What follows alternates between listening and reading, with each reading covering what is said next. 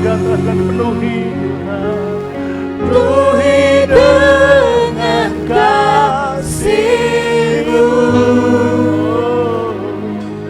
diam di hadirat-Mu. Berikan tepuk tangan yang paling meriah bagi nama Tuhan.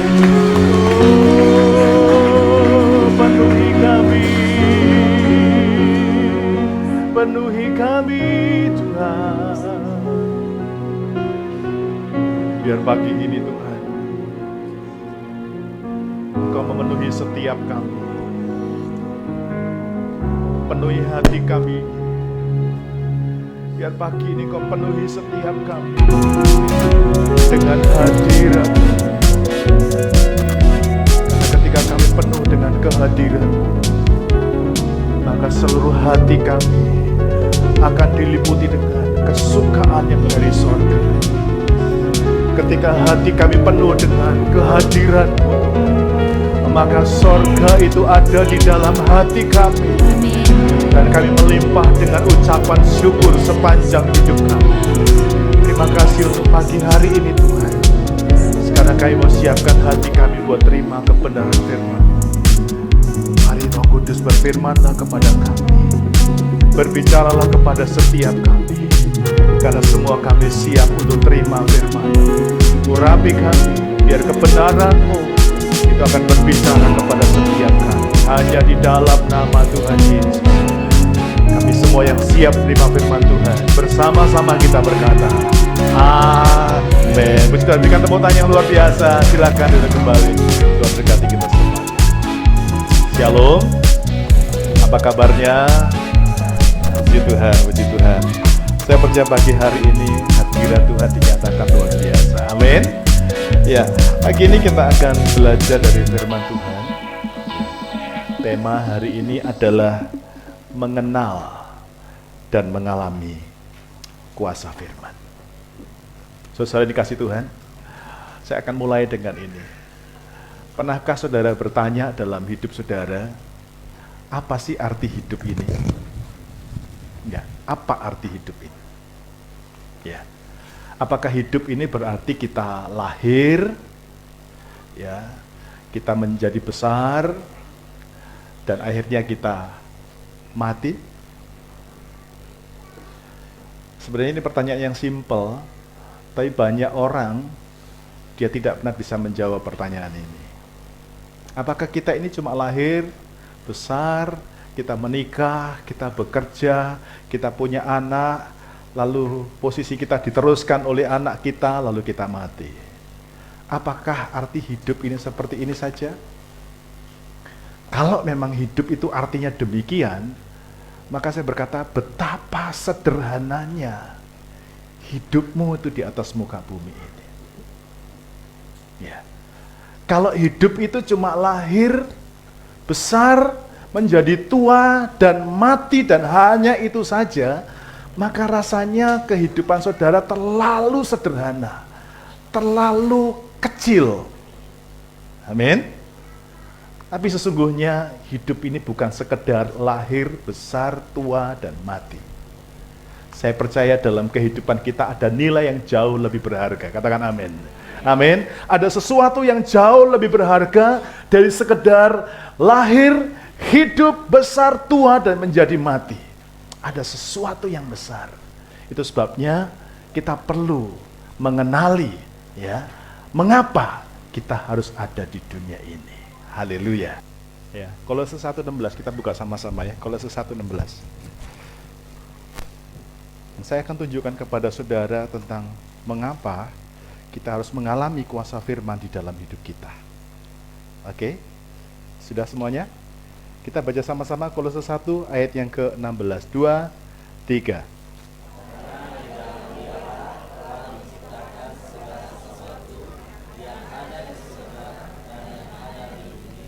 Yang kelihatan dan yang tidak kelihatan, baik singgasana maupun kerajaan, baik pemerintah maupun penguasa, segala sesuatu diciptakan oleh Dia dan untuk Dia. Nah, pertanyaan kita tadi, mengapa saya harus ada di dunia ini? Kita mesti tanya dulu nih, Kenapa saya ada di dunia ini? Secara lebih lebih spesifik lagi, kalau saudara ditempatkan di kota Pontianak, saudara juga mesti bertanya, kenapa saya ada di Pontianak? Kalau saudara menikah dengan pasanganmu, saudara juga harus bertanya, kenapa saya mesti menikah dengan dia?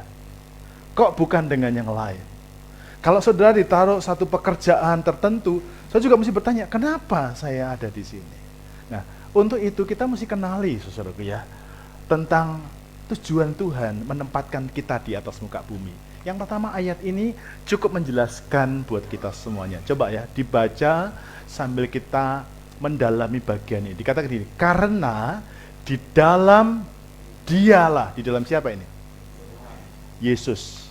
Jelas ya? Tuhan itu, orang bisa bilang Tuhan itu banyak. Tapi siapa? Di dalam Yesus. Ya, karena di dalam Yesuslah telah diciptakan segala sesuatu. Nah, segala sesuatu artinya apa? Semua, apapun. Tapi Alkitab dengan detail menjelaskan lagi, segala sesuatu itu yang ada di sorga. Semua yang ada di sorga itu diciptakan di dalam Yesus. Kemudian yang ada di bumi, apa yang ada di bumi? Halo, apa yang ada di bumi? Bilang sama-sama, semuanya. Oke ya, mulai dilihat di sini. Yang kelihatan. Ya, apa yang kelihatan? Oh, aku kelihatan, berarti aku diciptakan di dalam Yesus. Apalagi yang kelihatan? Pasangan hidupku kelihatan. Oke? Rumahku kelihatan. Apalagi yang kelihatan? Tapi mungkin juga ada di sini. Dan yang tidak kelihatan. Yang masih kontraktor, kontrak sana, kontrak sini, berarti rumahnya belum kelihatan. Yang masih jalan kaki, belum punya motor, belum punya mobil, berarti mobilnya, motornya masih tidak kelihatan. Oke ya? Tadi Bu Derina bersaksi, wah saya kepengen punya suami yang takut akan Tuhan. Waktu itu belum kelihatan suaminya, sekarang udah kelihatan. Kalau sampai sekarang belum kelihatan, bahaya itu. Ya, udah kelihatan kan? Udah kelihatan. Nah, ada satu doanya, suami saya kaya. Saya bersyukur nih satu ketika Pak Apeng kaya raya karena doa istrinya. Berikan tepuk tangan yang luar biasa. Tapi kalau mata saudara belum lihat, saudara jangan bilang gini, mana mungkin. Tidak. Katakan, itu adalah berkat yang belum kelihatan. Katakan amin. Ada yang masih pengangguran, belum ada pekerjaan, belum ada uang, belum ada ini dan itu. Saudara mesti berkata begini, itu belum kelihatan. Amin. Amin. Itu belum kelihatan. Amin. Dan percayalah Tuhan bisa ciptakan. Arti mencipta itu adalah mengadakan, menjadikan yang tidak ada menjadi ada. Amin. Jadi kalau saudara di dalam Yesus, saudara bisa membuat yang tidak ada di dalam rumahmu, itu bisa jadi ada. Yang sepakat bilang amin. Yang enggak jangan amin. Amin. Saya percaya Tuhan bisa buat yang tidak ada di rumah saudara jadi ada. Amin. Apa yang enggak ada? Sekarang saya berikan kesempatan buat saudara untuk berpikir, untuk berkata dengan iman. Oke? Yang saudara harapkan dan saat ini belum kelihatan di rumah saudara, di hidup saudara apa? Gak usah diomongin. Bentar dulu ya. Oke, siap? Jangan ngawur loh ya. Nanti aku belum punya suami. Maksudnya belum dua. Oh, enggak, jangan. Ya. Oke. Anda percaya Tuhan bisa lakukan dalam hidup saudara? Hari ini Anda ingat, ini tanggal cantik nih, tanggal 31/10/21. Hari ini akan jadi memori yang paling indah buat saudara. Saudara ingat, hari ini Pak Pendeta bilang, saya harus beriman, saya berkata-kata dengan iman. Sekarang pikirkan, renungkan apa yang saudara pengen Tuhan lakukan dalam hidup saudara, dan itu belum kelihatan. Setelah Anda berkata-kata ini, saudara akan melihat yang tidak kelihatan, yang belum kelihatan akan kelihatan dalam hidup saudara. Yang sepakat bilang amin. Oke, kayaknya kalau melek susah mikir ya. Oke, pejam mata sebentar. Oke, pejam mata sebentar. Saya kasih waktu, gak usah lama-lama.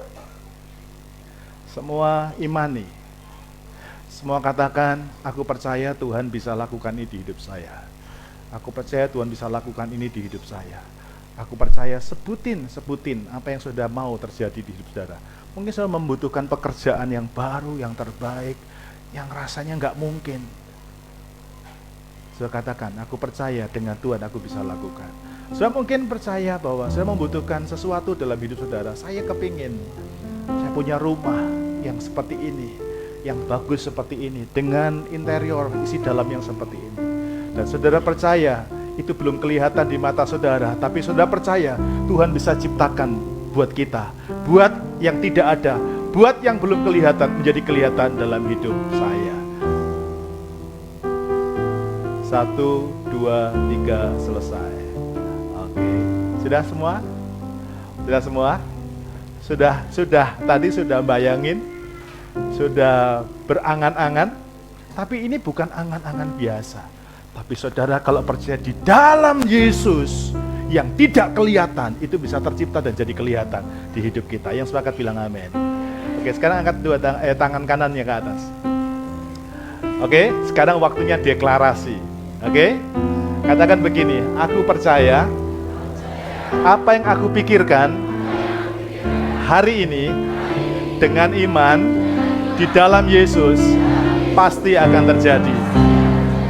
Hari ini aku deklarasikan dengan iman apa yang ku percayai di dalam Yesus hari ini yang belum kelihatan dan sudah aku pikirkan akan menjadi kelihatan bersama Yesus, akan menjadi nyata bersama Yesus. Aku akan mengalaminya, aku akan menerimanya, karena aku percaya di dalam Yesus aku pasti menerimanya. Yang sepakat bilang amin. Beri tepuk tangan yang dahsyat bagi nama Tuhan. Wow, katakan amin. Ya, saudara, saya ini bukan sedang jual jamu, saudara, tapi saya hari ini sedang ajak saudara untuk mengalami sesuatu kehidupan yang berbeda dari biasanya. Katakan amin. Ini ayat yang mengubahkan kehidupan saya. Anda bisa bayangkan di dalam Yesus, yang di sorga itu terjadi karena Yesus, yang ada di bumi ini juga bisa terjadi karena Yesus. Amin. Jadi jangan pernah membatasi kemampuan Tuhan untuk melakukan sesuatu dalam hidup saudara, karena Dia adalah Tuhan yang sangat dahsyat. Katakan amin.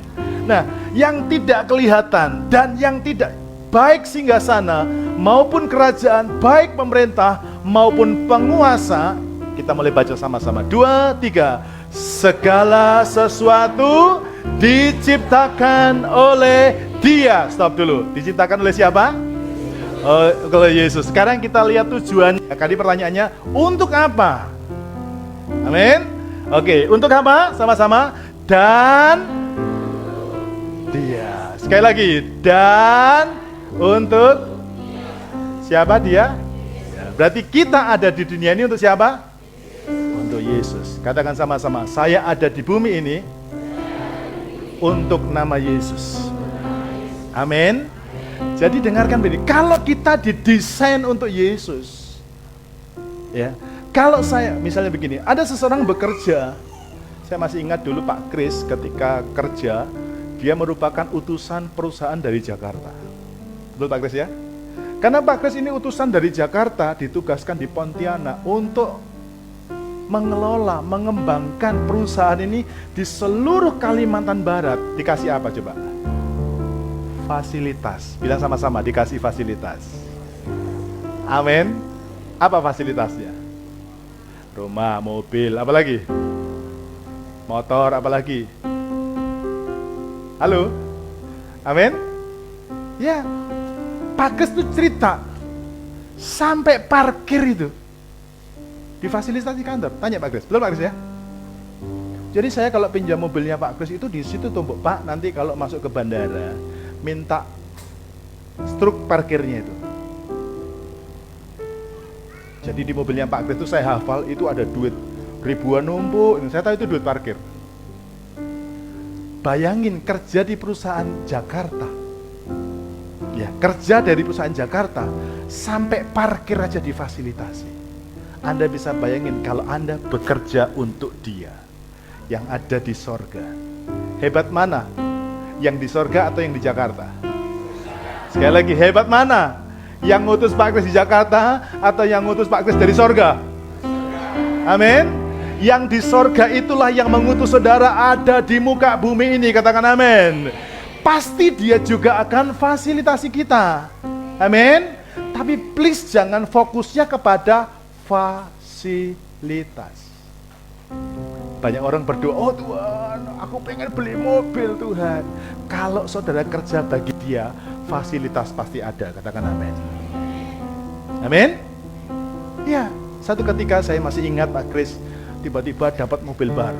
Yes. Wah, biasanya pakai Tornado. Wah, saya masih ingat Pak Kris itu masih pakai Suzuki Tornado yang bunyinya itu kencang. Kalau Pak Kris berangkat kerja mana si motor, saya udah tahu Pak Kris lagi siap-siap kantor itu ya.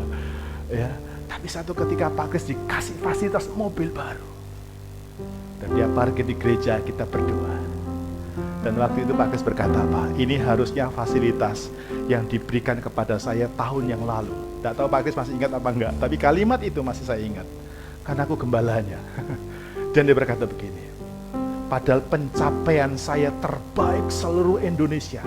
Dia penjualan terbaik seluruh Indonesia dari tahun kemarin. Tapi baru dikasih. Dari situ saya belajar sesuatu. Kita nggak perlu ngejar fasilitas. Tapi jadilah utusannya dia yang terbaik. Amin. Jadilah timnya Tuhan. Jadilah orangnya Tuhan di atas muka bumi yang terbaik. Maka kalau engkau jadi yang terbaik, fasilitas itu akan mengikuti apa yang Anda kerjakan. Katakan amin. Makanya di small group kita belajar apa? Mari kita belajar mengerti kehendak. Apa kehendaknya Tuhan? Yang sempurna. Jangan kerjakan kehendak manusia. Kehendak manusia cuma ngerjain yang baik. Kehendak manusia ngerjain yang berkenan. Tapi kehendak Tuhan bukan yang baik dan berkenan, tapi kehendak Tuhan adalah yang sempurna. Karena yang sempurna itu yang Anda bisa kerjakan. Oke, secara cepat. Jadi kita bisa mengerti ya, saya ada di dunia ini untuk Tuhan saja. Ya, Tuhan itu punya planning yang dahsyat. Bilang sama-sama, Tuhan punya planning yang dahsyat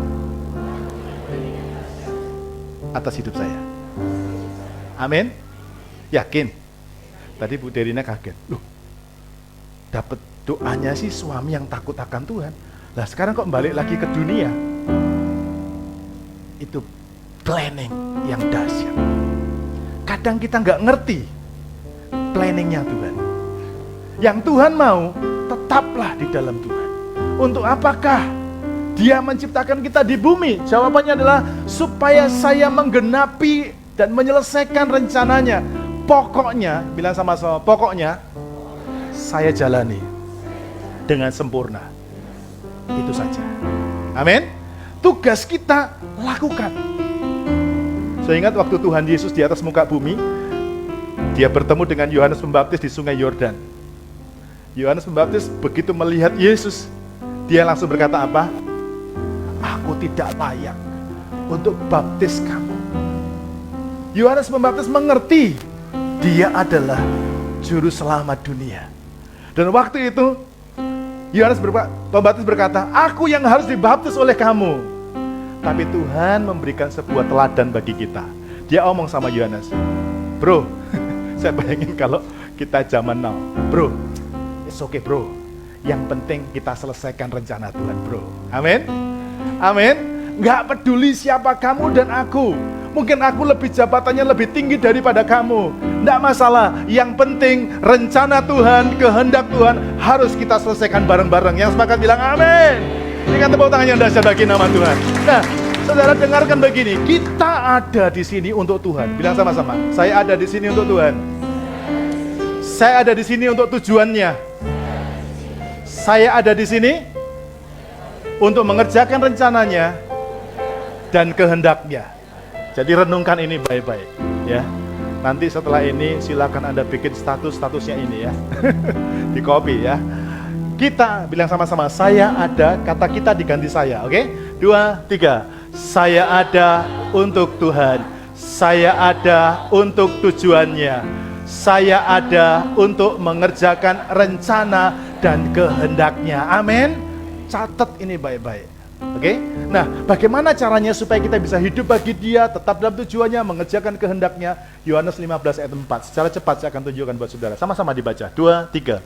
Tinggallah di dalam aku dan aku di dalam kamu, sama seperti ranting tidak dapat berbuah dari dirinya sendiri kalau ia tidak tinggal pada pokok anggur.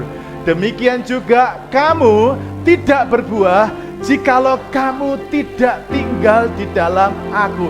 Ini maksudnya, kalau ditanya, apa ya tujuannya Tuhan? Apa secara spesifik rencananya Tuhan atas hidup saya? Saudara mungkin juga nggak bisa jawab. Saya pribadi juga mungkin nggak bisa jawab. Tapi kita bisa menjawab dengan satu kalimat begini.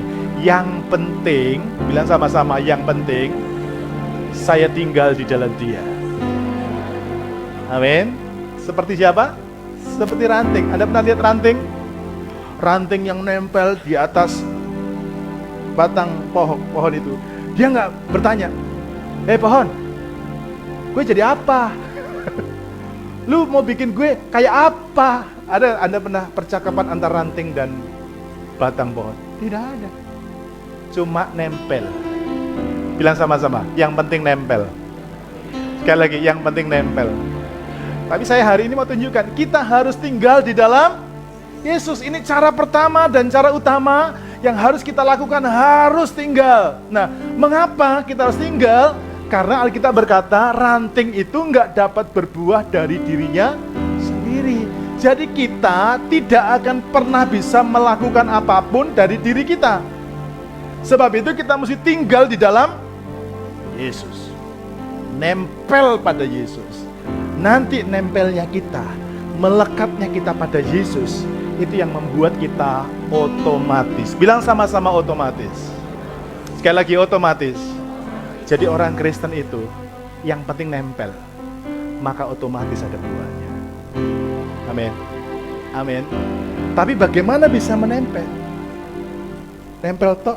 Saya pernah lihat ada satu ranting nempel di pohon, tapi ternyata daun aja nggak ada. Nangkep ya? Ranting itu nempel di batangnya, tapi daun aja nggak ada. Rupanya dia kering. Dalamnya tidak terhubung. Ya, artinya gini, kita ini harus melekat kepada Tuhan setiap hari selamanya, bukan sekedar menempel. Tapi kita harus melekat yang artinya ada hubungan timbal balik. Bilang sama-sama, harus ada hubungan timbal balik antara saya dengan Tuhan. Makanya ranting tadi cuma kering doang, daunnya nggak ada. Kenapa? Dia cuma nempel, tapi tidak ada hubungan timbal balik. Oke, luarnya nggak kelihatan, tapi yang paling penting bagian dalamnya. Pokok itu dia menyalurkan kehidupan kepada batang itu. Nah, ini artinya saudara dan saya tidak cukup cuma nempel, tapi kita harus melekat yang artinya ada hubungan timbal balik dan terus menerus dan selamanya. Nah, bagaimana caranya supaya bisa terhubung? Yohanes 15 ayat 7. Ini tadi ayat 4 cuma bilang begini, kamu tinggal di dalam aku. Ya, tinggal melekat di dalam aku. Tapi dalam ayat yang ke-7, ya, ini menjadi pertanyaan bagi kita. Bagaimana supaya kita bisa terus-menerus terhubung dengan Tuhan sehingga tujuannya, saya mau kasih tahu sama saudara, kalau pohon mangga tumbuh ditanam oleh pemiliknya, tujuannya untuk apa? Berbuah.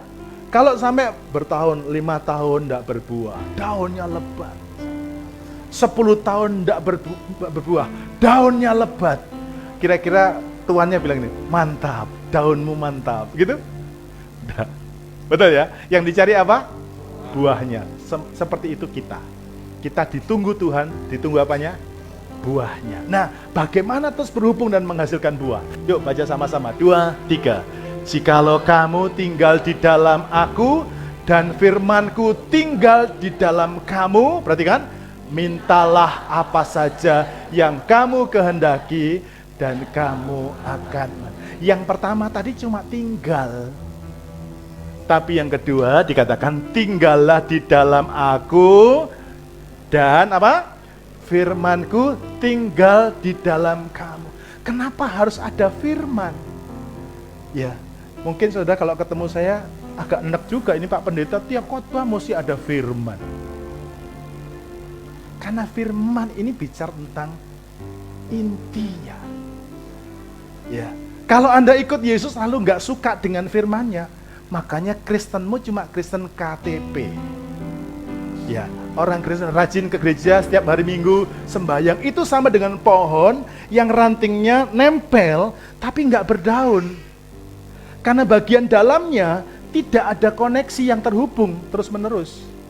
Ke gereja rajin, berdoa, nggak tahu berdoanya kayak apa. Rupanya berdoa, makan dan minum. Orang berdoa, makan dan minum itu bisa saja tidak terkoneksi. Mungkin ada yang hadir waktu KKR hamba-hamba Tuhan. Kesaksiannya, wah saudara saya hari ini sudah berdoa lebih dari 4 kali. Bangun tidur, mau makan, mau berangkat ke sini, sampai di sini, udah berapa kali? Lu bukan doa itu. Ya, yang dimaksud bukan doa itu. Doa di mana saudara secara pribadi meluangkan waktumu dengan Tuhan sampai terjadi satu hubungan yang intim dengan Tuhan. Amin. Saya tahu waktu saudara tadi pejamkan mata. Ayo kita pejam mata. Ada nggak yang merasakan? Engkau ngerasain dengan Tuhan. Sampai ada gini. Aduh, saya buka mata, ada yang begini-begini. Padahal kan saya nggak suruh berdoa toh. Tapi itu namanya roh kita terhubung dengan rohnya Tuhan. Nangkep ya? Jadi ini bukan sembarangan, ya itu doa juga. Ya. Nah, firman, saudaraku, jadi ini bagian kedua ya, tapi cepat saja saya tunjukkan kepada saudaraku. Perhatikan dari ayat ini, ya, dikatakan jika kamu tinggal di dalam aku dan firmanku tinggal di dalam kamu. Kita nggak usah tanya mana firmannya Tuhan. Alkitab adalah firman Tuhan, katakan amin.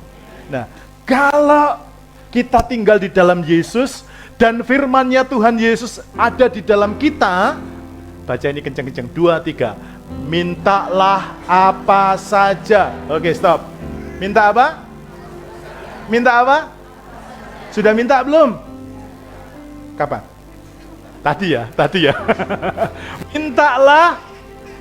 Mintalah apa saja yang kamu kehendaki. Bahasa lain kamu kehendaki, kamu butuhkan.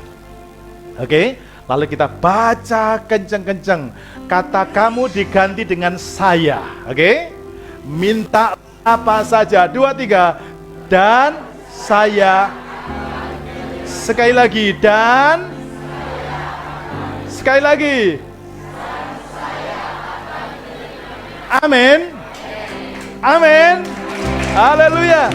Sudah percaya tuh, sudah akan menerima sesuatu dari Tuhan. Sudah percaya sudah akan mengalami sesuatu dari Tuhan. Sudah percaya pasti akan mengalami mujizat dari firman. Nah, Anda perhatikan di sini ada hubungan yang pasti antara firman yang tinggal dalam hati kita dengan apa yang diharapkan. Banyak orang berdoa tapi nggak ngalami apa-apa. Kenapa? Karena nggak punya firman. Halo? Kalau saudara nggak punya firman nih, nggak ditaruh dalam hatimu, itulah sebabnya kenapa doamu nggak dijawab. Ada orang Kristen ngambek, aku udah perpuluhan, aku udah kolektor, ikut mesbah doa, ikut small group, kok doa saya nggak dijawab Tuhan ya? Kasihan deh lu. Amin. Tahu sebabnya kenapa? Firman-Nya tidak ada di dalam. Anggap, amin. Tapi kalau firman ini tinggal di dalam kamu, Alkitab berkata, mintalah apa saja yang kamu kehendaki. Amin. Pasti kita akan menerima. Jadi saya akan tutup di sini. Jadi ranting tadi, kalau dia melekat, pertama tinggal, ayat yang keempat. Yang kedua, bukan dia melekat, tapi firman-Nya juga tinggal di dalam kamu. Firman siapa? Yesus itu pokoknya, kita caranya. Jadi sekarang Yesus itu mengalirkan sesuatu dalam hidup saudara. Saya minta satu kesempatan saja untuk jelaskan kepada saudara, boleh nggak? Gak sampai 5 menit deh janji. Ya, kenapa sih firman itu harus tinggal dalam kita? Ya, kenapa firman harus tinggal dalam kita? Buka sama-sama Yohanes pasal 6. Yohanes pasal 6 ayat 63. Yohanes 6 ayat 63. Satu aja. Saya akan kupas lebih dalam nanti di small group ya. Di mesbah doa. Yohanes 6 ayat yang ke-63 ya. Oke, sama-sama kita baca. 2, 3. Rohlah yang memberi hidup, daging sama sekali tidak berguna. Perhatikan. Perkataan-perkataan yang kukatakan kepadamu adalah, sekali lagi, perkataan, 2, 3, perkataan-perkataan yang kukatakan kepadamu adalah roh dan hidup. Jadi Tuhan bilang gini, kenapa kita mesti baca firman sih? Halo? Kenapa kita mesti baca firman? Ya, kalau sudah dulu berasal dari sebuah gereja yang sudah nggak diajari baca firman, di tempat inilah Anda digiring Tuhan untuk kenal siapa itu firman. Amin. Saya juga pendeta yang dulu nggak suka baca Alkitab. Makanya nggak ada buah, nggak ada sesuatu yang dahsyat, tidak ada sesuatu yang meledak dalam hidup saya. Karena apa? Nggak punya firman. Bisa khotbah? Bisa. Wong ini di YouTube bisa dicari. Betul tidak? Anda bisa dengarkan khotbah di YouTube, bisa. Pengkhotbah pun bisa khotbahin khotbah orang lain dari YouTube, bisa nggak? Bisa, tapi firmannya nggak berasal dari dalam diri. Tapi ketika firman itu di dalam diri kita, ada sesuatu yang berbeda. Katakan amin. Kenapa? Dikatakan gini, perkataan-perkataan ini firman Tuhan yang dikatakan Tuhan, yang sekarang ini kita pegang dan menjadi satu Alkitab ini, itu adalah apa? Roh dan hidup. Jadi ini, saudaraku, bukan tulisan biasa. Anda baca buku bisa lupa, tapi Anda baca ini bisa mengingatkan saudara. Katakan amin. Amin. Ini bisa mengingatkan saudara, ini bisa negor saudara, ini bisa bikin pinter. Nah, kata roh itu dari kata Yunani, bahasa penulisan Alkitab Perjanjian Baru itu bahasa Yunani. Kata roh itu adalah dipakai dengan kata pneuma. Ya, bilang sama-sama, pneuma. Bukan penyu ya. Pneuma. One more time. Pneuma. Oke? Pneuma. Apa itu pneuma? Pneuma itu rupanya begini, dalam penulisan aslinya ketika dikatakan begini, ya. Perkataan-perkataan yang kukatakan adalah roh. Ketika Tuhan ngomong roh, perkataan-perkataan yang kukatakan kepadamu, Tuhan bilang gini, that is my spirit. Itulah rohku. Gitu ya. Tapi arti kedua, bukan itulah rohku, tapi arti kedua daripada pneuma, yaitu karakter. Bilang sama-sama, karakter. Yang bisa memenuhi, yang bisa mengisi. Jadi saudaraku, rohnya firman ini bisa ngisi hati, ngisi pikiran, ngisi perasaan, dan mempengaruhi. Saya lihat Jemaat Alpha Center dulunya nggak kayak begini, ada yang wajahnya terik. Saya tidak menjelekkan, tapi ini jujur. Kita lihat Ibu Lia itu. Ibu Lia di sini tahun berapa? Lupa Pak. Itu pertama kali sudah kalau diajak ngomong itu, kita nasihati dia cuma di pos. Apa yang kita bilang tidak masuk, dia sambung lagi. Iya Bu, dia diam. Waktu kita berhenti ngomong, dia Saya bilang gini, macam mana lah ngomong orang kayak begini nih. Ya, tapi sekarang Bu Lia diubahkan oleh Tuhan. Berikan tepuk tangan yang dahsyat. Coba kalau ditanya Bu Lia, apa yang bisa mengubah hidup Bu Lia? Betul Bu Lia? Betulkah betul? Ya? Iya, betul. Dulu kalau berantem dengan suaminya kenceng, dia lebih kenceng. Ya Bu Lia? Iya Pak. Sekarang saudara, saya sampai kasihan. Kamu dihajar diem aja, aku tak bisa balas Pak. Yuk, Anda bisa bayangin firman itu bisa mempengaruhi. Amin. Bilang sama-sama, firman ini bisa mempengaruhi. hidup saya jadi seperti Yesus. Anda lihat ketika Tuhan Yesus ditangkap, dihajar, dipukul, balas enggak? Balas enggak? Nah, itulah orang Kristen. Ketika dipengaruhi oleh firman, dia apa-apain enggak balas. Jangan ada orang Kristen ya disakiti, enggak tahu saya nih, saya ini sedang enggak? Ada orang Pontianak begitu disadari, belum tahu saya ini sedang juga Pak orangnya. Loh, bangga saudaraku ya. Ngerti maksud saya? Iya, sudah salah nyolot.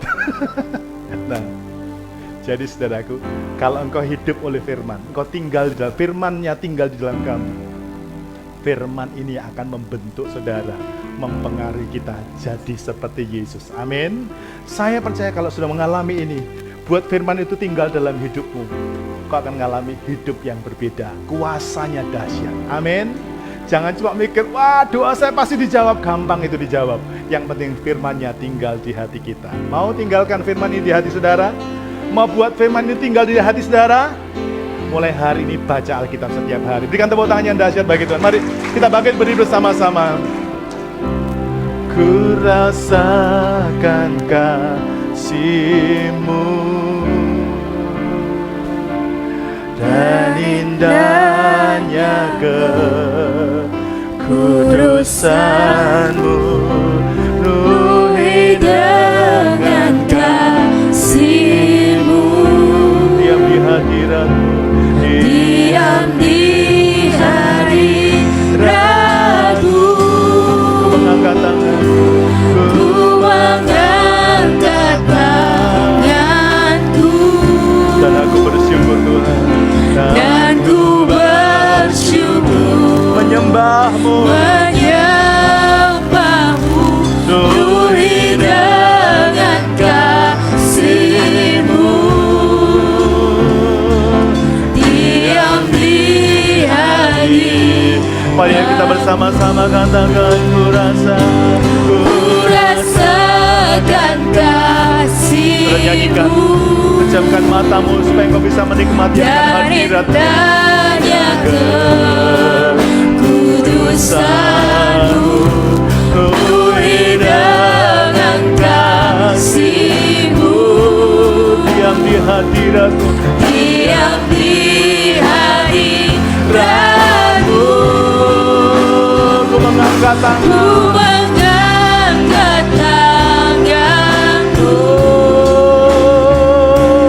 dan ku bersyukur menyembah-Mu, penuhi dengan kasih-Mu. Diam di hadirat-Mu. Angkat kedua tanganmu di hadapan Tuhan. Ku rasakan kasih-Mu. Belajar menikmati akan hadirat dan indahnya kekudusan-Mu. Amin. Penuhi dengan kasih-Mu. Saya berdoa engkau bisa mengalami kasih Tuhan yang besar. Diam di hadirat-Mu.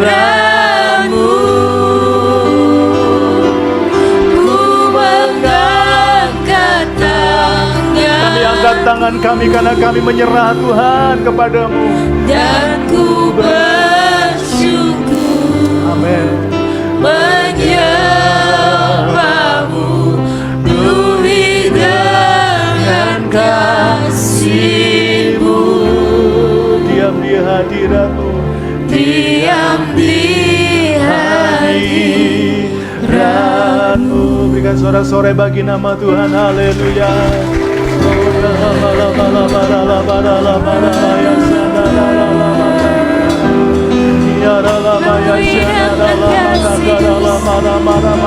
Mari hadapkan hidupmu dengan Tuhan. Mari bersyukur kepada Tuhan. Mari bersyukur kepada Tuhan, dan kau percaya Dia sanggup melakukan perkara yang ajaib di dalam hidupmu.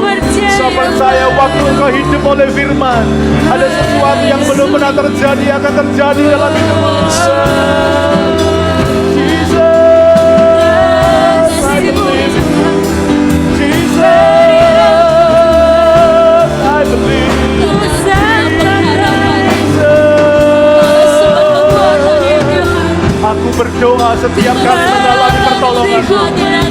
berdoa setiap kami mengalami jambahan-Mu.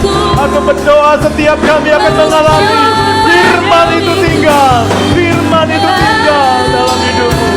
Ya nana maramu, ya nana marana.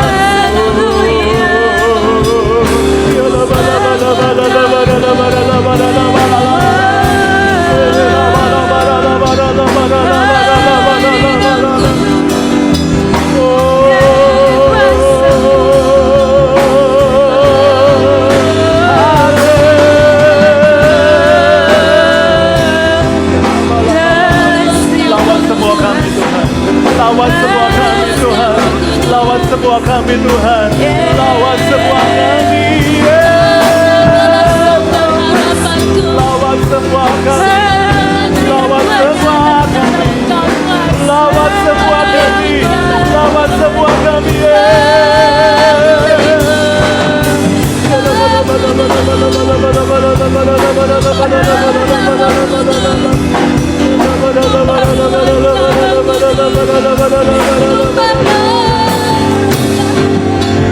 Rasakan kasih-Mu. Sudah mulai menjaman kudus urusan penuhi dengan kasih-Mu. Amin. Diam di hadirat-Mu. Mari angkat tangan kita bersama-sama. Ku mengangkat tanganku dan ku bersyukur menyembah-Mu penuhi dengan kasih-Mu. Diam di hadirat-Mu. Bapak, pagi ini kami berdoa. Kami datang dan bertemu dengan Tuhan. Kami datang di sini dan menikmati firman. Biarlah firman yang mereka sudah dengar pagi ini akan mengubah hidup mereka, sehingga mereka pulang bisa berkata-kata tentang Tuhan. Tuhan itu luar biasa. Tuhan itu dahsyat. Tuhan itu dekat dengan kami. Tuhan itu tidak sejauh apa yang manusia pikirkan, tapi Tuhan itu karib dengan kami. Dia ada di antara kami dan Dia mau tinggal di dalam hati kami. Dan Tuhan yang hari ini izinkan kami mendengarkan firman ini adalah Tuhan yang siap untuk memberkati kami, adalah Tuhan yang siap untuk melakukan kuasa firman-Nya, janji firman-Nya dialami di kehidupan kami. Sehingga kami bersyukur boleh ada di dalam ibadah pagi ini. Karena kami tahu ibadah hari ini akan membuat kehidupan kami selanjutnya berbeda. Ada mujizat terjadi, ada pertolongan ajaib terjadi. Kehidupan kami direstorasi oleh Tuhan, dipulihkan oleh Tuhan. Sehingga pujian, hormat, keagungan layak untuk kami berikan buat Tuhan. Makasih Tuhan buat janji firman-Mu. Jadikan kami pelaku firman.